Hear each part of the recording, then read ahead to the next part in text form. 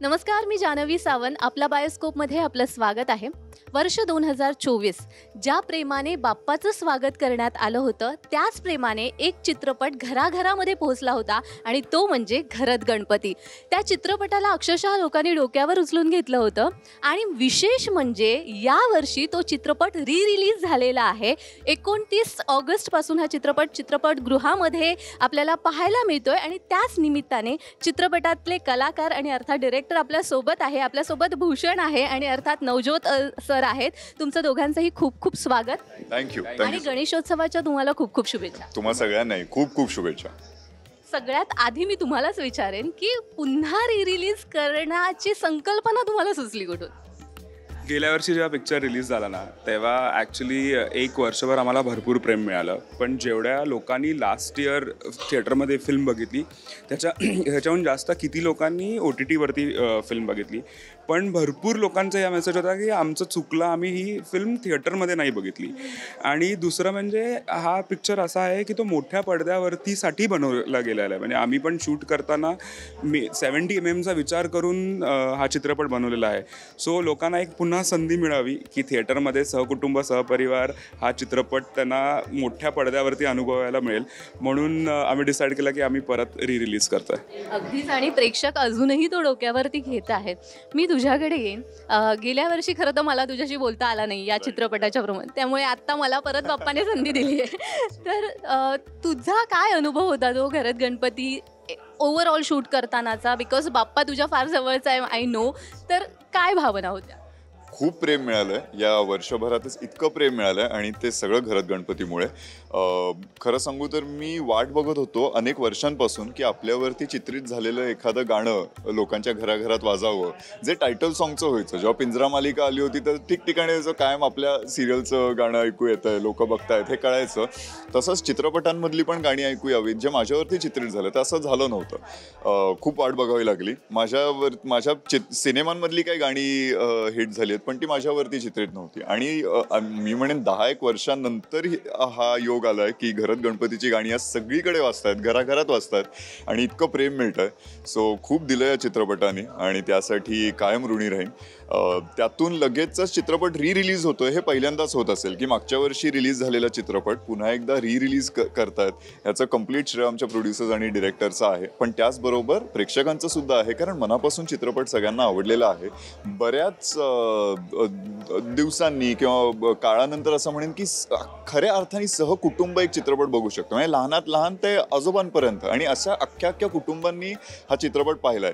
त्यातून त्याच्यातली गाणी म्हणा, जी आपल्याला गाणी आज आवडतातच. प्रत्येकाकडे आपले साऊंड सिस्टम असतात, त्याच्यावरती ऐकतो किंवा मोबाईलवरती. बरेच जण जसं नवज्योत म्हणाला OTTवरती म्हणजे आपल्या आयपॅडवर असो, फोनवर असो असा चित्रपट पाहिलेला आहे किंवा छोट्या स्क्रीनवरती.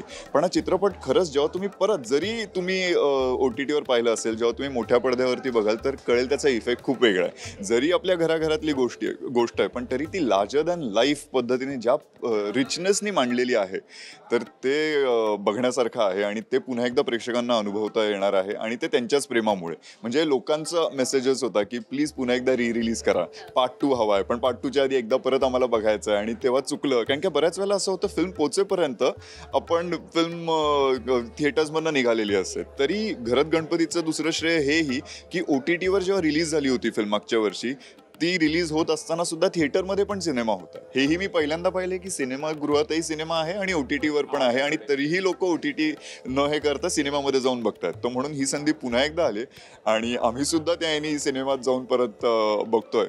सो त्यामुळे खूप दिलं या सिनेमाने आणि कायम ऋणी राहीन. आणि मुळात गाणं जे आहे, आता तू गाण्यांचा उल्लेख केलास म्हणून म्हणते, गौराईवरती किती रील्स बनलेले. मी स्वतः रील बनवलेले. इतकं ते भारी वाटतंय ना. तर ओव्हरऑल ते गाणं शूट करताना आणि अर्थात कोकणात आय थिंक तुम्ही सगळं शूट केलं. तर बाप्पा घरी आल्यावर म्हणजे सुखच असतं ते. तर असं जेव्हा चित्रपटामध्ये आपण दाखवतो की बाप्पा घरी आलेला, तो माहोल कसा होता ओव्हरऑल सगळा? आणि इतके सगळे मोठे कलाकार त्यामध्ये होते, तर तो अनुभव? खऱ्या अर्थाने सगळे कुटुंबासारखे राहिले. कुटुंब मी अशाने म्हणेन कारण की कुटुंबात म्हणजे आपण गोडगोडच नसतो ना, हलकेसे हेवेदावे सुद्धा असतात. जसं घरात गणपती चित्रपटात घरात कुटुंब दिसतंय तसं हलकं हलकं अख्खं कुटुंब त्याचेनी राहिलेलं आहे. पण एक आहे, जसं आमचे आप्पामाई होते हेड ऑफ द फॅमिली, तसं घरात कुटुंबाचा आमचा हेड आमचा दिग्दर्शक होता. आणि जो लहान असून एक दिग्दर्शक म्हटल्यानंतर जो मान असतो तो या सगळ्या कलाकारांनी दिला. त्यामुळे हा कधी प्रेमही तेवढंच केलंय, तेवढ्याच हक्कानी लहानात लहान आणि मोठ्या मोठ्या सगळ्यांना ओरडलेलं आहे आणि सगळ्यांनी ऐकून घेतलं. कारण की ह्याचं विजन अगदी डे वन पासून आम्ही बघत होतो आणि खूप मजा केली आहे सेटवरती. जरी आम्ही शूट करण्याचा काळ होता नोव्हेंबर टू जानेवारी फेब्रुवारीच्या मध्ये हा चित्रपट शूट केलाय, पण शूट करत असताना पाऊस पडला, जेणेकरून वातावरणच असं सप्टेंबर मधलंच वातावरण असं की गौरी गणपती असताना जसा पाऊस थोडा पडतो ते वातावरण होतं.